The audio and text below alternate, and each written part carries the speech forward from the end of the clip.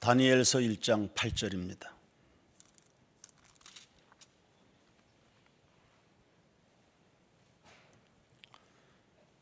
다니엘서 1장 8절.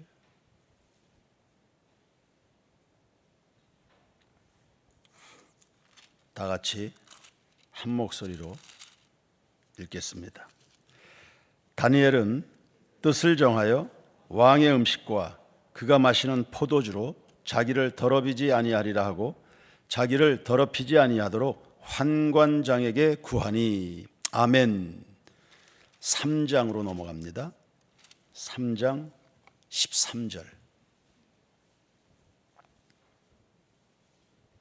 3장 13절에서 18절까지 한 절씩 교도하겠습니다. 느부갓네살 왕이 노하고 분하여 사드락과 메삭과 아벳느고를 끌어오라 말하매 드디어 그 사람들을 왕의 앞으로 끌어온지라.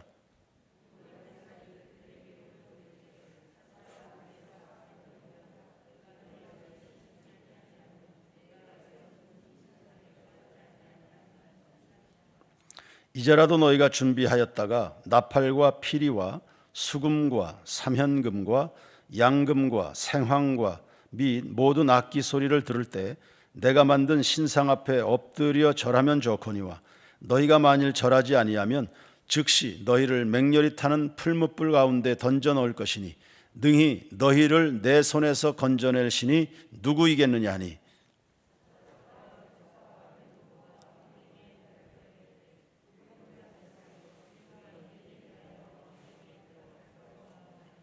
왕이여, 우리가 섬기는 하나님이 계시다면 우리를 맹렬히 타는 풀무불 가운데서 능히 건져내시겠고 왕의 손에서도 건져내시리이다.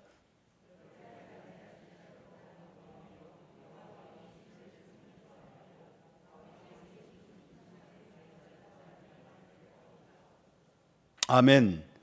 6장으로 넘어갑니다.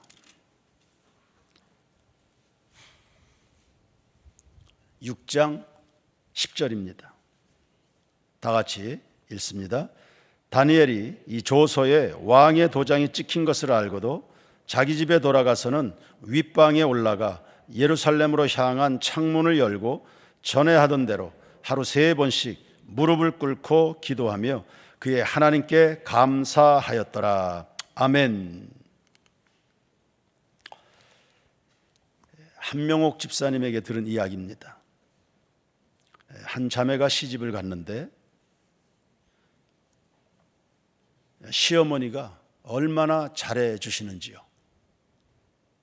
친정 어머니보다 훨씬 더 많은 사랑을 그 시어머니로부터 받았습니다. 신앙생활하는 시어머니였습니다. 교회 가자는 말은 한 번도 하지 않고 그저 그 며느리를 자기 딸 이상으로 사랑하고 섬긴 겁니다. 며느리가 깊이 감동을 받았지 않겠습니까? 참 고맙다. 참 고맙다. 그러면 이 시어머니를 무엇으로 내가 기쁘게 할까? 어떻게 하면 시어머니를 기쁘게 할까? 교회를 나가드리면 좋아하시겠다. 그래서 예수 믿게 됐다는 그런 이야기입니다. 고마운 줄 알면 삶의 변화가 일어나는 거죠. 고마운 줄 알면 복을 받는 겁니다. 우리가 받은 오늘날의 사랑은 시어머니로부터 받은 사랑 그 이상입니다. 어찌 예수님의 그 은혜 그 사랑을 시어머니 사랑에 비교할 수 있겠습니까? 우리가 오늘날 받은 이 큰 구원을 어찌 등한히 여기리요. 그래서 예수님을 알게 된 사람들은 감사, 예배로 나타납니다. 충성스러운 예배로 나타납니다. 그리고 십자가를 자랑합니다. 십자가를 자랑하는 겁니다. 성도들의 삶에 있어서 면류관이 자랑거리가 아니고 십자가가 자랑거리입니다. 우리 세인교회 성도들은 십자가가 기업인 줄로 아는 이 지혜가 있기를 바랍니다. 면류관 상급에 대한 생각이 클지 모르겠습니다. 그러나 아닙니다. 십자가를 붙들고 살아가느라고 당하게 될 고난들, 아픔들, 상처들, 그 예수의 흔적이라는 것, 그게 우리의 진정한, 그게 기업이 되고 그게 재산이 되는 겁니다. 나중에 하나님 앞에 나가서 우리의 삶 전체를 회개하게 될 겁니다. 그때 무엇을 기준으로 우리의 삶이 헤아림을 받게 될 겁니까? 십자가입니다. 주님의 은혜로 말미암아 얻어 누리게 된 십자가의 은혜로부터 말미암아 그 시작해서 주님 앞에 갚아드리는 십자가까지, 이것이 믿음에서 믿음으로의 삶인 겁니다. 30년 전이었습니다. 중국에 단기 선교 훈련을 갔던 적이 있는데, 거기에서 은천이라는 곳입니다. 중국 교회 지도자 중 한 분을 만났습니다. 80을 조금 넘기신 할아버지신데, 초라한 듯 보이는 할아버지지만 그 얼굴에는 정말 경건의 능력이 보이는 그런 할아버지셨습니다. 중국교회 지도자 중 한 분이라고 소개를 받았고요. 허름한 방에 다 낡아 빠진 책상과 의자 하나, 이것이 전부인 그분의 방이었습니다. 지금까지 예수님을 섬기는 지나온 그 삶의 이야기들을 쭉 간증으로 듣는데 많이 은혜가 됐습니다. 지금까지 잊어버려지지 않는 그분의 메시지 그 하나가 있습니다. 대화 말미에 물었죠. 그분이 많은 옥고를 치르고 많은 어려움을 겪었습니다. 그럼에도 불구하고 그 초라한 듯 보이는 그 허름한 방에서 바울처럼 편지글로 중국 전역에 있는 흩어져 있는 교회, 그리고 성도들에게 편지로 목양을 하시는, 그리고 많은 영향을 끼치는 그런 할아버지 전도자였습니다. 예수 믿으라고 많은 어려움들을 겪으셨는데, 그럼에도 이 길을 계속 가시는 이유가 뭡니까? 예수님이 가시기 때문입니다. 그 한마디였습니다. 수많은 옥고를 치러가면서까지 예수님을 믿고 섬기는데 그렇게 하시는 이유가 뭡니까? 예수님이 가시니까, 예수님이 그 길을 가시니까 저도 따라갑니다. 이런 거였습니다. 우리가 예수를 오늘날 기념해 드리는 방식은 전 3가지가 있다고 생각합니다. 첫째가 감사입니다. 고마운 줄 아는 겁니다. 고마운 줄 알면 십자가를 자랑하지요. 동시에 입으로만 자랑하겠습니까? 그 길을 가는 겁니다. 그 길을 가되 기꺼이 가는 것입니다. 십자가를 지고 나아가는 인생 과정에 많은 어려움이 있겠지만 기꺼이 그 길을 감당하는 겁니다. 그것이 오늘날 우리가 감당할 예수의 남은 고난이라는 겁니다. 예수님을 기념해 드리는 생활 가운데 빠뜨릴 수 없는 것, 내 삶에 예수의 흔적을 가지는 겁니다. 오늘 본문 다니엘서를 선택을 했습니다. 1장 8절을 보니까 뜻을 정하여 왕이 건네주는 진미와 포도주를 거절했다 했습니다. 예수님과 오버랩되지 않습니까? 광야에서 금식 중에 시험을 받을 때 떡에 대한 시험을 받았습니다. 그때 예수님이 그렇게 선언하셨습니다. 사람이 떡으로만 사는 것이 아니요 하나님의 입으로 나오는 모든 말씀으로 살 것이다. 그렇게 하고 물리치셨죠. 3장을 보니까 사드락 메삭 아벳느고 왕이 세운 금신상에게 절할 것을 요구받았습니다. 한마디로 거부했습니다. 이런 것에 대해서 내가 변명할 필요도 없고 이 부분에 대해서 당신을 이해시킬 노력을 할 필요도 느끼지 않습니다. 하나님 살아계시고 그분이 계시다면 나를 이 풀무불과 당신의 손에서 건져내실 뿐만 아니라 그리 아니하실지라도 우리는 굴복하지 않습니다. 절하지 않겠습니다. 역시 예수님이 오버랩 되지 않습니까? 마귀가 시험을 했습니다. 내게 엎드려 절하면 천하의 모든 영광을 너에게 줄 것이다. 사단아 물러갈지어다. 오직 주 너의 하나님께 경배하고 그만 섬기라 했다. 6장 10절로 넘어오니까 기도 생활을 중지할 것에 대한 압력이 있었습니다. 그것도 30일간만 그렇게 하라고 하는 그러한 회유이자 압력이었습니다. 그러나 다니엘은 그냥 전에 하던 대로 하루 3번씩 하나님 앞에 엎드려서 감사하고 기도했습니다. 역시 예수님의 행적이 연상이 됩니다. 예수님은 공생애 내내 회유와 협박을 받았습니다. 그 길 가지 말라고. 그 길 가지 말라고. 하나님 아버지의 뜻 중단하라고. 그냥 편히 가자고. 쉽게 가자는 겁니다. 성전 꼭대기에서 뛰어내려라. 세상 모두가 너를 받들 거다. 그냥 쉽게 갑시다. 이러한 회유와 협박이었습니다. 십자가에 달리실 때까지 계속됐죠. 네가 왜 거기 매달려 있냐고. 내려오라고. 왜 거기 매달려 있냐. 네가 하나님의 아들 아니냐. 그 많은 능력을 가지고 왜 거기 매달려 있냐. 쉬운 길이 많은데 왜 거기 매달려 있는가. 역시 사단아 물러가라. 주 너의 하나님을 시험하지 말아라. 이 다니엘서가 주는 메시지는 3가지입니다. 3가지로 정리했습니다. 첫 번째는 예나 지금이나 신앙의 도전은 항상 있는 겁니다. 이기는 자가 있고 지는 자가 있네요. 오늘날도 그렇지만 그 시대도 그랬을 겁니다. 같은 믿는 자 간에 하나의 사안을 두고 설왕설래, 서로의 입장을 따라 해석과 처신이 달라졌을 겁니다. 그리고 입장과 처신에 따라 다른 결과를 낳게 됐겠죠. 두 번째, 다니엘 친구들이 믿음을 지킬 때 어떤 보상을 기대했을까? 그렇게 보이진 않습니다. 보상을 기대하면 그 길 못 가죠. 우리가 가는 신앙의 길이라는 것은 그건 설명으로 되는 일이겠습니까?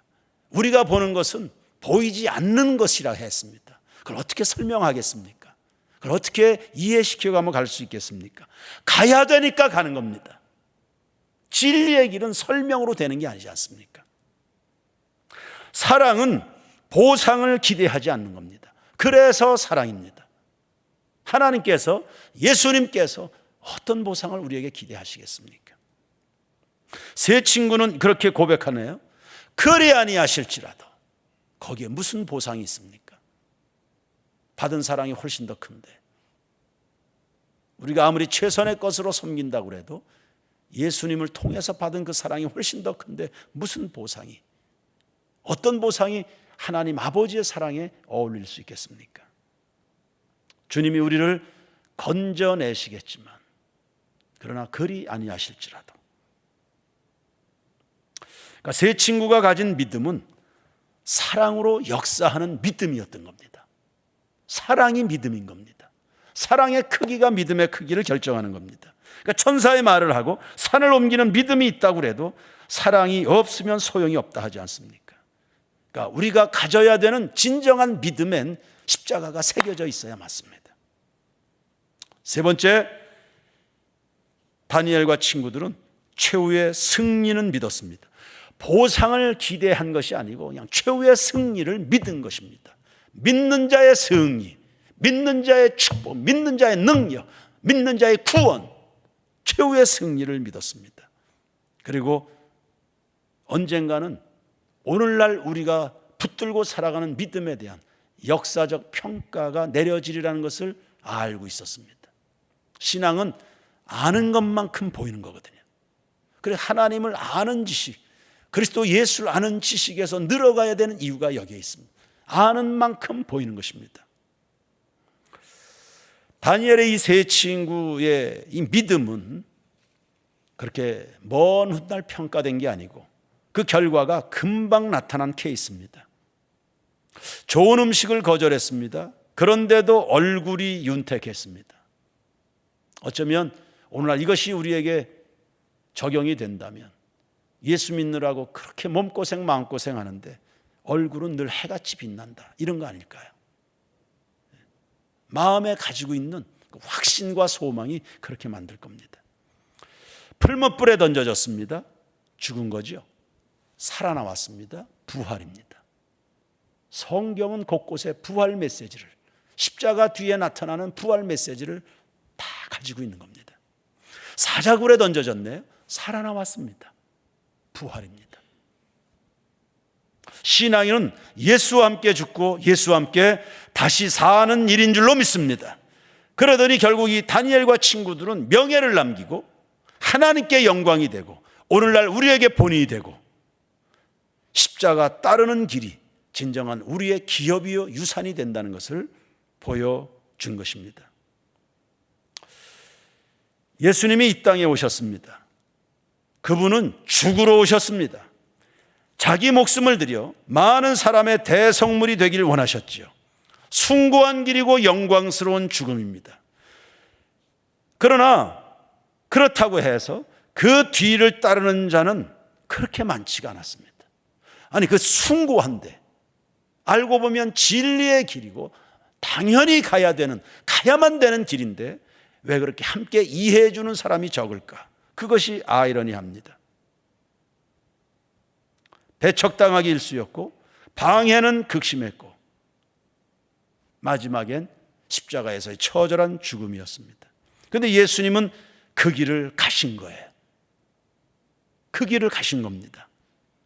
예수님이 가지고 계셨던 5가지 사전 지식이 있습니다. 예수님은 알고 계셨거든요. 그 길이 외롭고도 고통스러운 길이지만 그 길을 갑니다. 왜? 알고 있는 지식, 사전 지식이 있기 때문입니다. 그 5가지 사전 지식이 뭡니까? 첫 번째는 소명입니다. 십자가 대속이라는 방법 외에는 인간의 죄를 소멸할 수 있는 다른 방도가 없기 때문입니다. 히브리서 9장 22절에 피 흘림이 없은즉 사함이 없느니라 했습니다. 하나님의 아들의 십자가의 죽음 외에는 죄인들이 구원받을 다른 길이 없으니 그 길을 가는 겁니다. 두 번째는 구원받게 될 영혼에 대한 소망이죠. 예수님은 저 앞에 있는 즐거움을 위하여 오늘의 부끄러움을 개의치 아니하셨다 했습니다. 한 알의 밀알이 땅에 떨어져 죽으면 많은 열매를 맺는다 했습니다. 한 알의 밀, 많은 열매.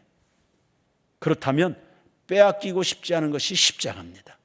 이것을 아는 사람은 나는 고난을 받겠지만, 나는 죽임을 당하겠지만, 나는 버림을 당하겠지만, 나는 짓밟히게 되겠지만 이것으로 많은 열매를 맺는다. 그러면 이 길을 빼앗기고 싶지 않은 겁니다. 세 번째는 모두에게 외면을 당하겠지만 하나님 아버지는 나와 함께 계신다. 임마누엘에 대한 지식입니다. 하나님은 나와 함께 하신다. 그러면 충분하다. 이것이 십자가를 튼튼히 붙들고 살아가는 성도들이 가지는 지식입니다. 하나님이 함께 하신다. 네 번째는 부활 승리입니다. 예수님은 십자가만 말씀하신가요? 십자가를 말씀하실 때는 반드시 부활을 말씀하셨습니다. 십자가 끝에 무엇이 남는지를 그분은 사전에 다 알고 계셨습니다. 예수님은, 하나님은 성경 말씀을 통해서 우리의 가는 길에 무엇이 있어야 할 줄 다 알려주셨잖아요. 하나님 말씀에 붙들려 살아가는 성도들 되길 주의 이름으로 축원합니다. 마지막, 예수님이 가지고 계셨던 사전 지식 5번째, 승천과 재림의 권세였지요.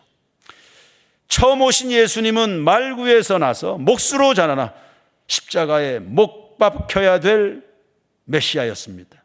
그러나 다시 오실 예수님은 심판의 권세를 가지신 그분이셨죠. 그분은 여기까지도 다 말씀하셨습니다. 그래서 예수님의 남은 고난을 이 시대에 이어가야 될 우리 세인교회 성도들이 꼭 확보해야 될 영적 지식이 있다면 이 5가지인 겁니다. 너희는 배우고 확신한 일에 거하라고 말씀하지 않았습니까? 사도 바울이 고백하는 거 보십시오. 우리가 알거니와 내가 확신하노니, 가지고 있는 이 영적 지식이 인생을 승리로 장식해내는 겁니다. 그러므로 우리 모든 교우 여러분, 영적 지식 위에 서게 되길 축원합니다.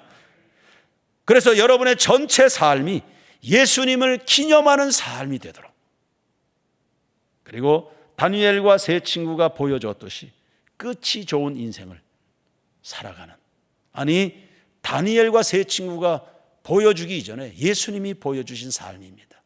끝이 좋은 인생, 충만한 영적 지식 위에 세워지는 여러분의 신앙인생, 우리 세인교회가 되기를 주의 이름으로 축원합니다.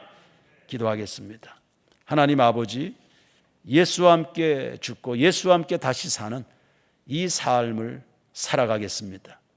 예수님이 가지셨고 신앙의 선진들이 가지셨던 그 충분하고도 그리고 충만한 그 풍성한 영적 지식 위에 우리의 신앙의 집이 세워지게 되기를 소원합니다. 비바람이 불고 창수가 일어납니다. 시험도 있고 유혹도 있고 환난도 있고 시련이 있습니다. 그러나 우리가 가지고 있는 이 신앙적 지식이 우리로 하여금 승리케 하는 건 믿어서 진리 위에 견고한 모든 교우들이 되게 하옵소서. 오늘도 승리하게 해 주시옵소서. 오늘도 우리가 붙든 하나님을 아는 지식으로 말미암아 충만한 여유 넉넉한 인생들을 살게 해 주시옵소서. 오늘도 예수님을 기념해 드리는 충만한 삶이 되게 하옵소서. 예수의 흔적 남는 삶이 되게 하옵소서. 하나님이 살아계시거니와 그리 아니하실지라도 결국은 승리하는 그 믿음의 길, 포기하거나 중단하거나 뒤돌아서는 일이 없도록, 한눈 파는 일이 없도록 우리 성도들 책임져 주시옵소서. 예수님 이름으로 기도드립니다. 아멘. 하늘에 계신 우리 아버지여, 이름이 거룩히 여김을 받으시오며 나라 임하옵시며 뜻이 하늘에서 이루어진 것 같이 땅에서도 이루어지이다. 오늘날 우리에게 일용할 양식을 주옵시고 우리가 우리에게 죄진 자를 사하여 준 것 같이 우리 죄를 사하여 주옵시고 우리를 시험에 들게 하지 마옵시고 다만 악에서 구하옵소서. 대개 나라와 권세와 영광이 아버지께 영원히 있사옵나이다. 아멘.